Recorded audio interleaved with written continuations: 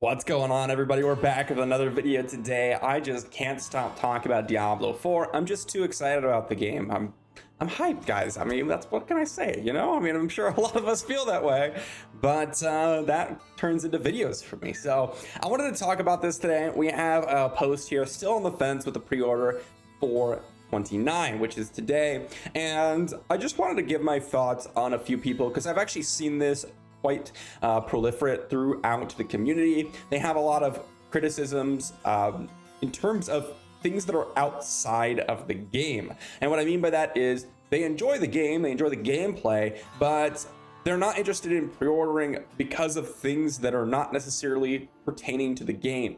And for me, I will say right away, that never happens, because to me, if it's a bad game, I'm not going to pre-order it. I'm not going to play it. If it's a good game, I could not care less about who's running the game, what's happening there, if I have friends to play it, if anything else. I don't care about it. I don't care if I had bad experiences in the past. That doesn't mean that I don't have that realistic expectation of potentially the game changing for the worse or not giving the updates that I want. But in terms of the base game, I'm still going to play it, still going to have fun. And so I wanted to talk a little bit about some of the points that they mentioned, because again, it's something that I've seen quite common throughout comments and just in general within the community. It's gonna be a quick one today, but I figured I'd want to address this. So first off, why can't I highlight stuff on screen with the Alt key? This is nitpicking maybe. Honestly, I actually think this is a really nice suggestion.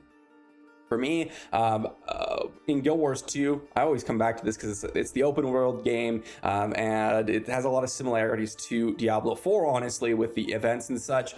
They actually have that ability to kind of highlight interactable objects, and that is sort of the MMO. I believe Diablo 3 has this option as well to kind of show interactable objects as well. I actually think that that's kind of nice, and they say without it, I can't buy this game. Fair enough, to be honest.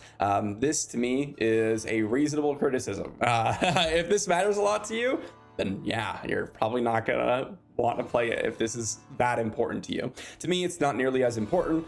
But then here we get into the sort of the criticisms that I think are not useless or doesn't mean anything, but the ones that I honestly think people should really stop, I don't know. This is like the hype beast of critique of Blizzard. I'm really worried about Blizzard as a company. Blizzard will be a very, very different company from 5 years from now. Every company is different 5 years from now, unless it's like a very small one, etc. You're convinced that Diablo 4 will not be the same. Blizzard has operated Diablo 4 as a live service game. Of course, Diablo 4 will not be the same in 2 years. That doesn't really track, right? Seasons will happen, changes will happen.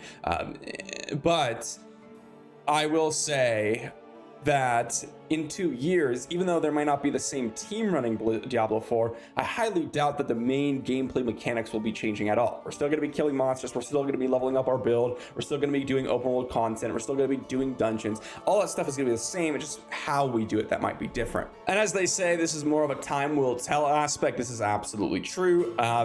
But to me, who cares what the future is like? If you enjoy the game now, play the game now. Obviously, you have to determine, okay, if I only get 50 hours of gameplay, is this worth the $70 for me? To me, absolutely. I purchased Skyrim, I purchased Oblivion, I've purchased Fable games, I've purchased a lot of the standard single-player RPGs, and I've gotten far less hours out of those games, and they, to me, were worth the $60 price tag. Not all of them, but most of them were, because I just enjoyed playing through the game once, and that was it, right? But this game, presumably you play through the game once, that's worth it for some people. And if you're that person, great. But if you're saying, okay, well, maybe I won't return to the game in the future and that's why I'm not going to buy it, I don't know. I just don't generally think that is a position that, unless you really care about replayability and getting like hundreds if not thousands of hours out of your game time, to me that doesn't really matter. D2 player back in the early 2000s, but disliked D3. To be honest, this is a very common sentiment. D3 just didn't feel as good, and perhaps there's a nostalgia filter playing tricks with me.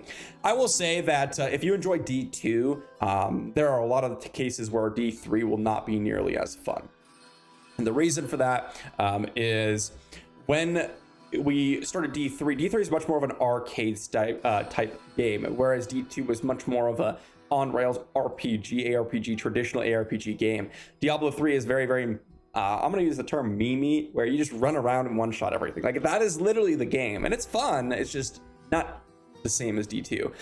And to be fair, Diablo 4 is not the same as D2 or D3. It's an entire separate experience. So comparing D2 and D3 to D4 is honestly not useful at all for 90% of the player base. Okay, so I don't really think that comparison it just doesn't matter for D4.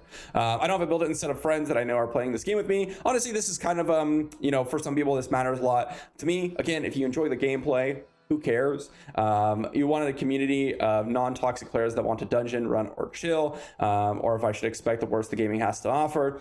To be fair to the Diablo community, I've done a lot of pickup groups in D3 and I've had no issues. At the same time, you don't have to do that. And who cares? If you want, like if the whole purpose of you playing this game is to play with friends, yeah.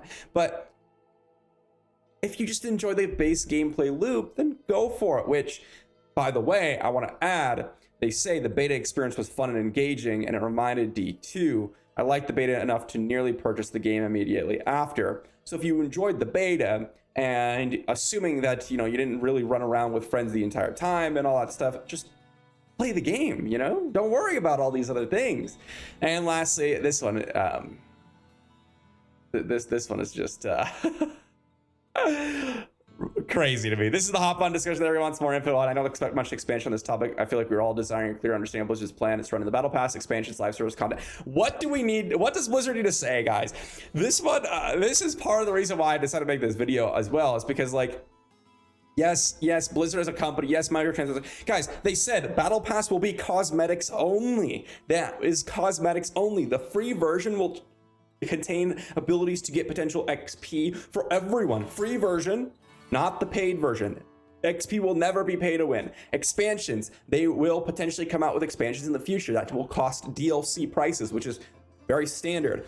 Live service content, again, anything with microtransactions is going to be cosmetic only. That is what they've explicitly said many times. There is no clearer understanding that they could have made, because they've explicitly said cosmetic only many times, especially around the battle pass, because they've addressed this literally every single time. Even in the recent developer live stream, they talked about the battle pass, how much time it'll take, and how it's going to contain some things in it.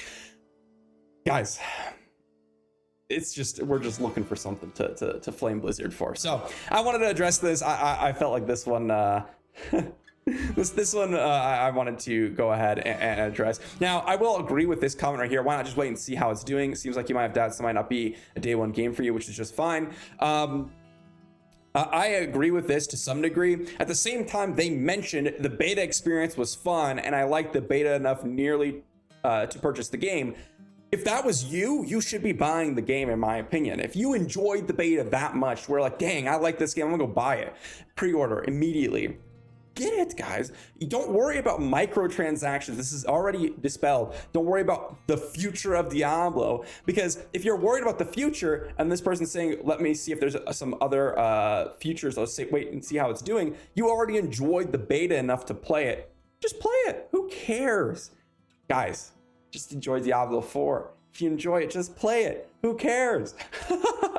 Oh man, I think that at the end of the day, I want everyone to enjoy the game as much as possible. And to me, seeing people worry about like the future or microtransactions or this, that, and the other thing, it doesn't make much sense. When was it then we were just gamers and we just bought the game because we enjoyed the game? We weren't trying to make some sort of future out of this or some sort of making sure that they don't ruin the game in the future, or I didn't like the game as much because who knows if they're going to add microtransactions in the future, or etc. I don't know. I feel like a lot of people are reading too much into games nowadays, to the point where it kind of just takes the fun out of your own experience. Like, clearly they had fun, so now they're like removing their fun because they're worried about all these different things. Guys, just play the game. Just play the game. That's gonna be it for the video, guys. I wanted to make it again. I'm just excited about talking about Diablo 4, and I want as many people to play it as possible. So let me know what you think in the comment section down below. I thought this was a fun discussion, at the end of the day, they are totally entitled to do whatever they want. But as far as like actual worries that they kind of pointed out, I feel like some of these are completely valid, and some of these are just totally due to either misinformation spreading or just not, I guess you could say, not seeing a lot of the information that Blizzard has come out about it. So that'll be that, and I'll see you all for the next one.